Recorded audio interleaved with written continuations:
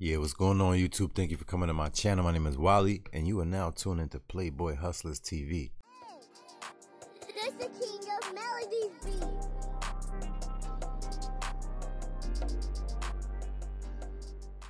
I appreciate all the love y'all giving me on the Time of Soul videos, you hear me? Yeah, with that being said, this segment right here, he's going to be talking about vision of the woke. You know, the woke is going crazy haywire right now. You understand what I'm saying? Everybody want to be woke all of a sudden. I guess back in the days, it used to be, you know, critical thinking.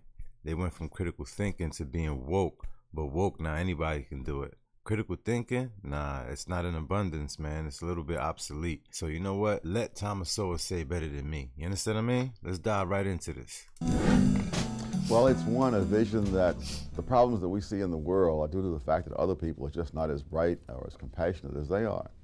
And that there are all these solutions out there waiting to be discovered, and that they have them. And that these solutions are to be imposed upon the rest of us by the power of government through taxation or in other ways. And what's really crucial about it is that their passion is so much greater than the passion on the other side, largely because what they have involved is more. Who is the they? Oh, the media elite. That is a fact. The media is the one who propagates everything. They control everybody's emotion. They tell you how to think. They tell you what to eat, what not to eat. They put the fear in you. Without that, a lot of people be clueless and wouldn't know how to feel or what to do nowadays, you hear me? But listen, you gotta critically think for yourself, man. Do not let an outside entity do all of that for you. It's bad enough if we go to a mechanic and we don't have no clue of how to fix the car. Or when you go to a doctor, you don't even know how to diagnose your own self. You understand what I'm saying? So basically, in America, hey, ignorance is big business. Or not even having any knowledge of something. You understand what I mean? The media elite, the academic elite, political elites. And the reason we can talk about their vision, even though they obviously vary in their opinions, is that the basic set of underlying assumptions about the world are very similar.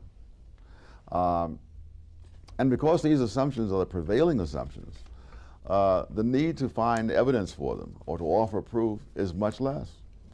If something happens, they'll explain it in a way which will fit that vision. For example, when they find that prenatal care is less among blacks than among whites, and that infant mortality rates are higher, they immediately assume this is because of society's neglect, and therefore if only the government will step in and provide more prenatal care, that problem solves itself.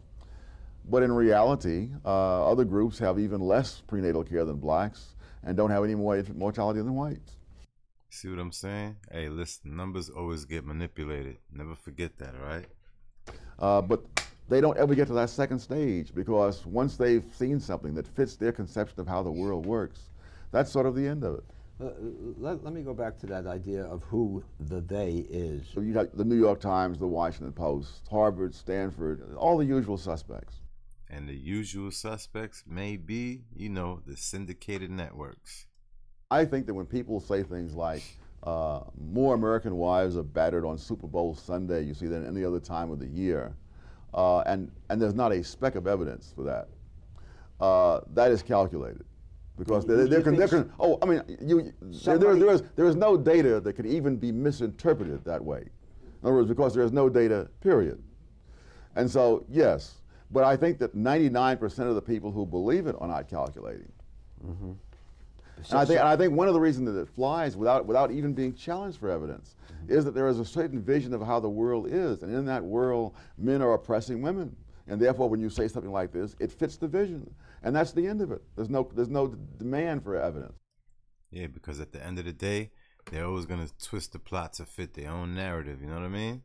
Just like when you go down a rabbit hole on Google and you're looking for something, you will find what you're looking for that best fits and suits your needs and your emotions. Trust me, whether it's for it or against it. I'm telling you, try it.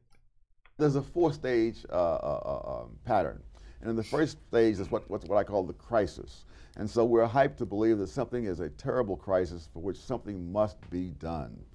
What was fascinating to me in doing the research for the book is that very often the thing that's said to be in crisis has often been getting better for years on end, but that gets ignored. Then the second stage is, for example, infant mortality, to use one of the I'm thinking about teenage pregnancy and venereal disease. Those things were getting better. Teenage pregnancy was going down for more than a decade before sex education was introduced. Venereal disease, syphilis in 1960s had only half the incidence that it had in 1950. So all these things are going down, yet we're said to need sex education to deal with this crisis, which is then manufactured. And again, this is where...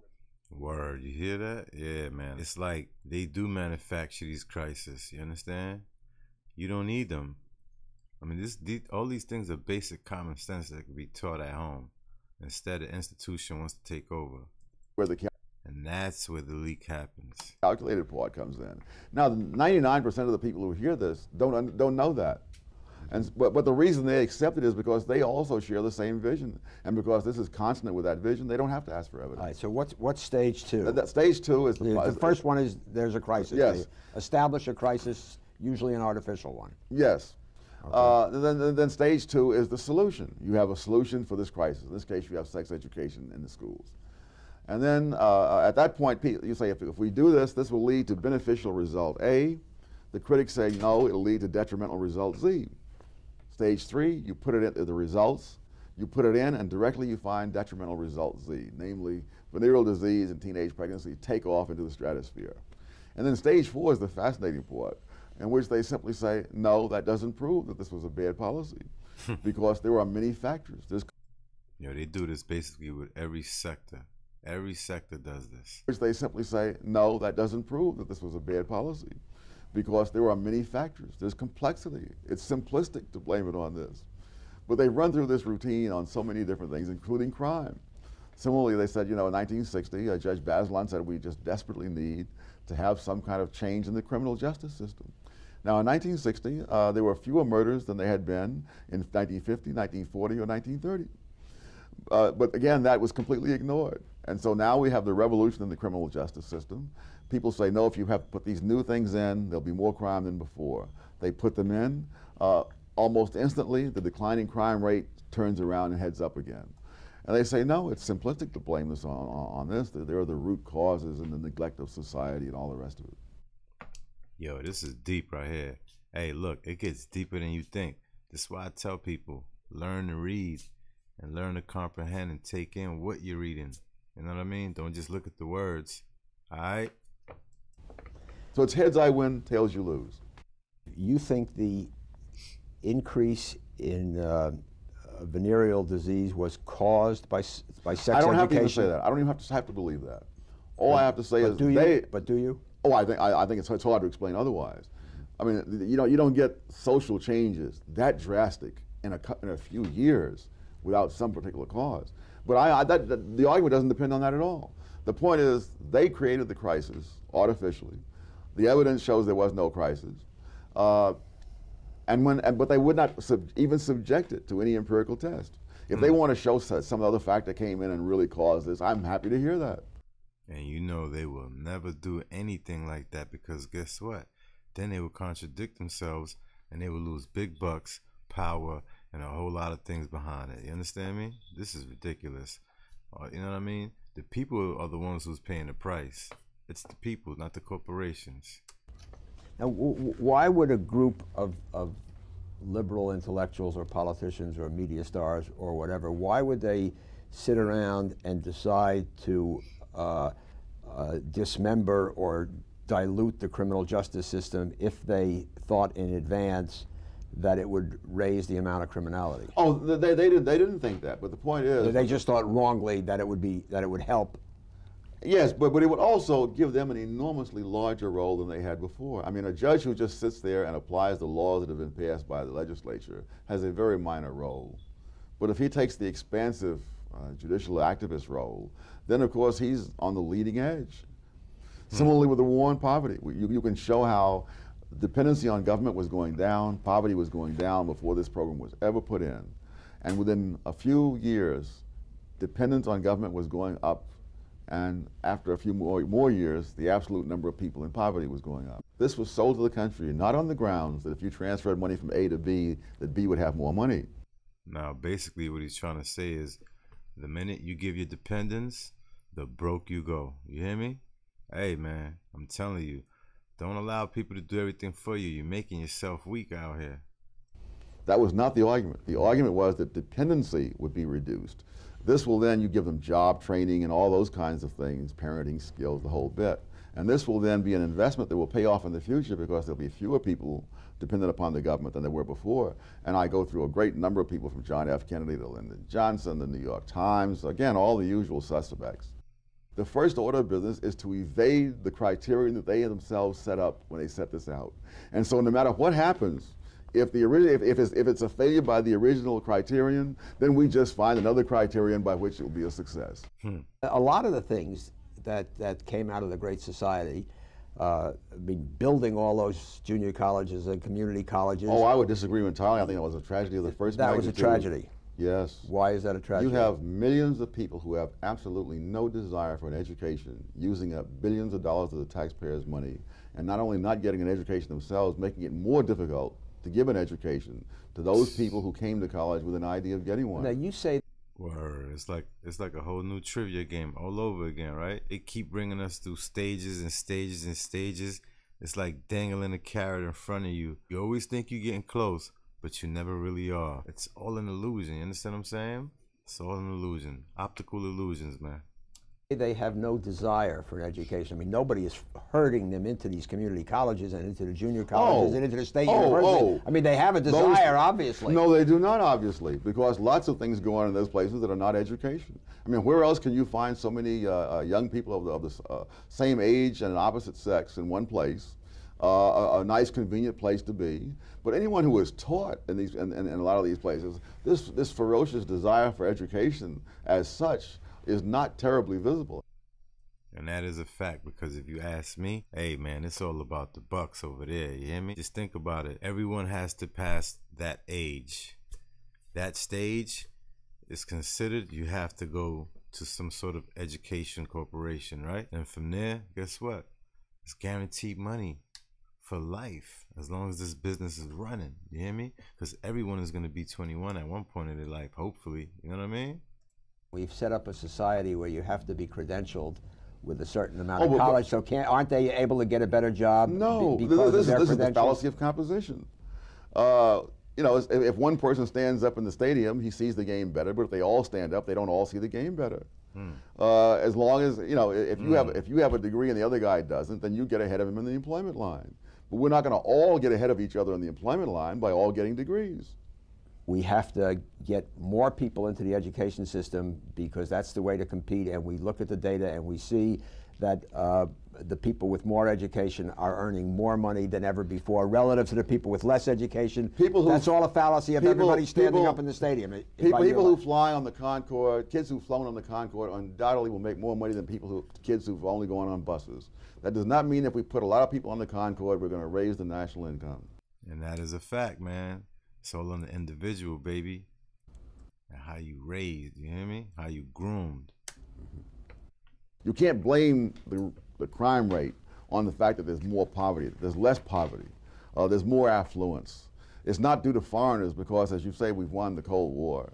All the normal things that you might blame all this on aren't there. It's not because of diseases, because science has conquered more diseases. It's all because of self-inflicted wounds. And I'm saying these are the people who inflicted those wounds, and this is why we shouldn't listen to them anymore. What are the nature of those wounds? Crime. No. The disintegration of the family.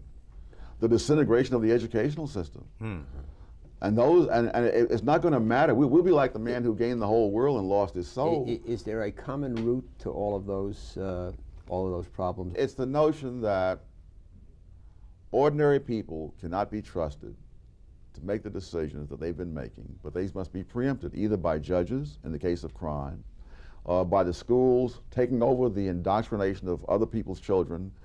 Word, the indoctrination of other people's children.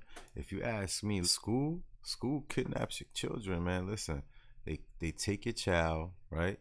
In order for you to go get your child, you gotta ask for permission to take your kid out to school. They got them for about 8 hours of the day. You know what I mean? They beating them with the same redundant stuff since forever. The school classroom never changed since it's been created. Everything else changed with modern times. Everything fastened up with the pace. We know how to do other things quicker, but the school system, no, no, no, no. That stays the same. We need to milk these people. It takes time for us to corrupt their brains so they can't think for themselves. I mean, that's my opinion. Correct me if I'm wrong. Behind their back and against their protests, or what was the other one? The family, taking money from the taxpayers and subsidizing behavior, as well as encouraging it and legitimizing behavior that has turned out to be enormously self-destructive, undermining the family in 1,000 different ways. You make this vigorous attack in the Vision of the Anointed that we should no longer listen to these people. That's sort of the debate. They've been wrong. They don't prove their points. It's hurt us. Who should we listen to? We should listen first and foremost to our own experience. You seem to act as if there must be alternative saviors. We should stop looking for saviors. And that is the problem with our community. Everyone is looking for someone to save them out of their situation when they only put themselves right in that very own situation there. And so I'm saying that to say this. Hey, look, listen, only you can help you first. And before you decide to help anyone, make sure you help yourself, all right? Because otherwise you'll be helpless. I mean, the society has not existed for thousands of years because it had a succession of saviors. It's existed because it has institutions and processes through which people can realize their own goals. No, I understand that, but you are attacking people who would like to lead us and tell us how the world works. No, they don't want to tell us how the world works. They want to take over the decision for us. They don't tell the parents how they ought to teach sex education to their children. They put this material in the schools behind the backs of the parents with instructions not to let the parents see it. You hear that? It's ridiculous. And not too long ago, my 12-year-old daughter, they hit us with the text message the morning of when they were going to teach them the sex education about, you know, from A to Z. The morning of, they told us that. Not before we took her to school. I'm talking about the first 2 hours of the morning of that school day. They sent us a text message saying that they're about to do this. Can you believe that? Where they showed them everything, you know what I mean? Not to say that, you know, it's taboo. I mean, you know, I should be the one teaching her that, not the school. But, you know, this is what we're talking about nowadays. It's crazy out here. All right, now, with that being said, hey, if you like what you saw, you know what I'm going to tell you. Leave that comment, express your thoughts. Let me know what your feelings on this situation right here. If you agree or you disagree, either way, you know what I mean? It's dialogue for the both of us. This is how we only gonna come as one. We gotta express our opinions and then we gotta come to a common ground, you understand? We gotta think critically nowadays, word. If you wanna see another Tom Sowell video, put it in the comments and let me know. Make sure you hit that like, smash that subscribe. Don't forget to hit the notification bell. I got some more on the way, all right? Love.